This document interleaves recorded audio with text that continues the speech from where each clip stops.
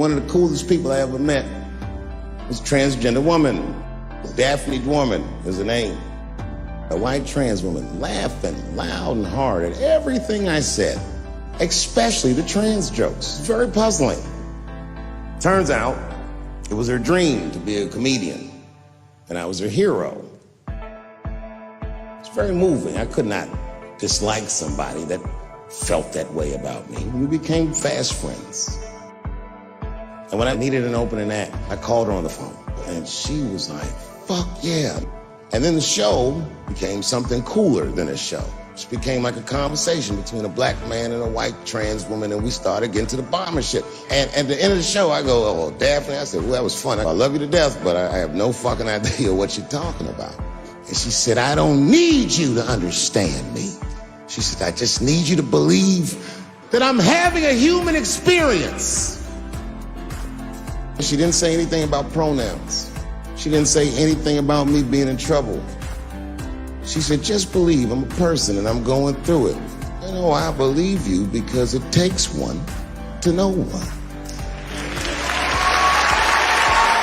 And it was a great night. And we all went backstage and was just talking shit and laughing, and Daphne stole the room.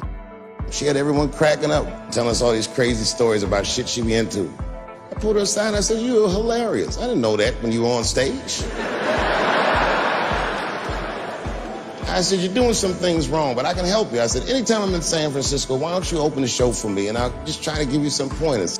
And she grabbed me real tight, hugged me, squeezed me, and I pushed her off violently because I'm transphobic. I said, boundaries, bitch!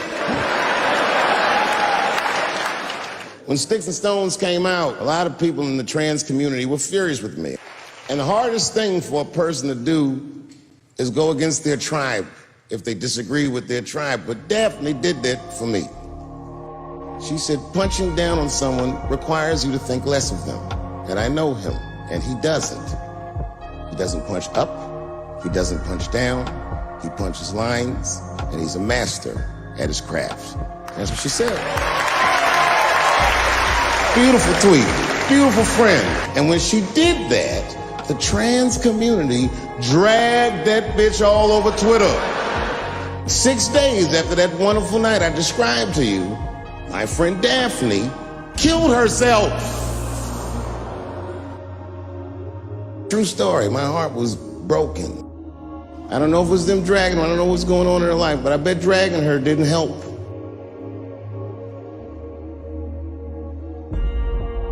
I was very angry at them. I was very angry at her. I felt like Daphne lied to me. She always says she identified as a woman, and then one day she goes up to the roof of a building and jumps off and kills herself. Clearly, only a man would do some gangster shit like that. Daphne would have loved that joke. That's why she was my friend.